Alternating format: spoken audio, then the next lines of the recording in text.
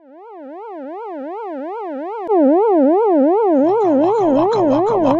waka waka waka waka waka waka waka waka. David O'Leary is entrusted with the responsibility of taking the penalty that could send Ireland into the quarter-finals of the World Cup. This kick can decide it all. The nation holds its breath. Yeah!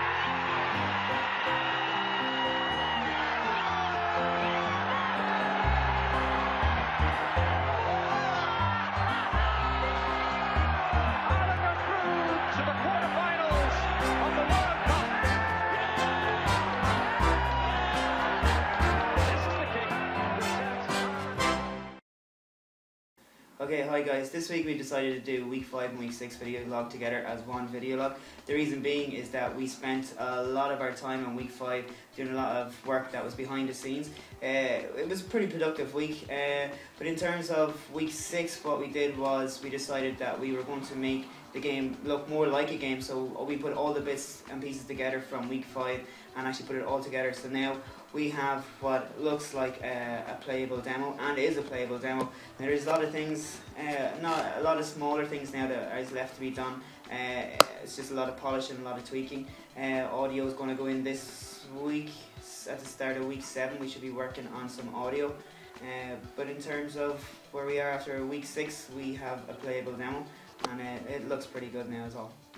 As Alan was saying, at week 5 we spent a lot of time getting stuff done behind the scenes. I got us a lot more of our goalie Tato's animations complete, and start of week 6 I got pretty much all of his enough animations that we need to have a playable game, and then the rest of the week was spent implementing both those animations and a lot of these menu icons that I had made and that Kevin had put onto objects, so that we actually have a navigatable menu and of course a goalie within our game.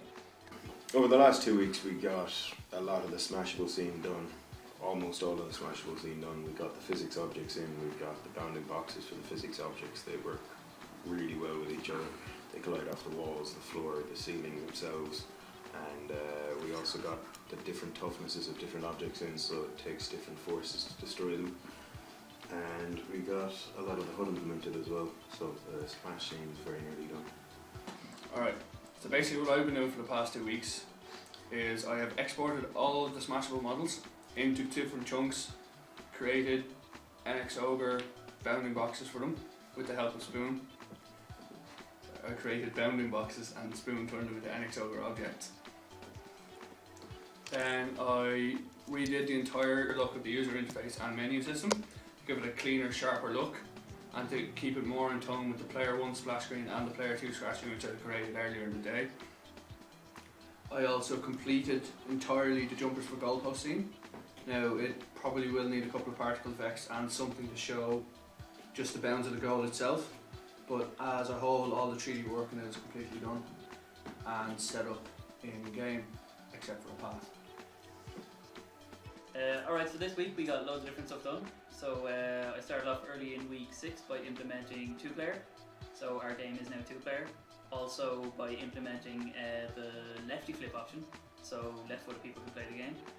And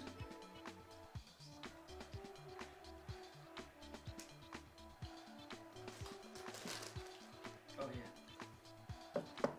you can just go from arms back up here.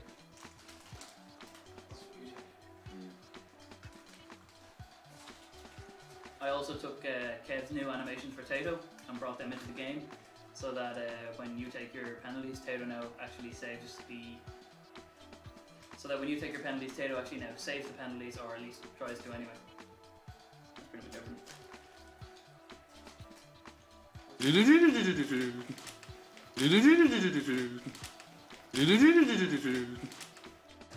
Alright, so this week we got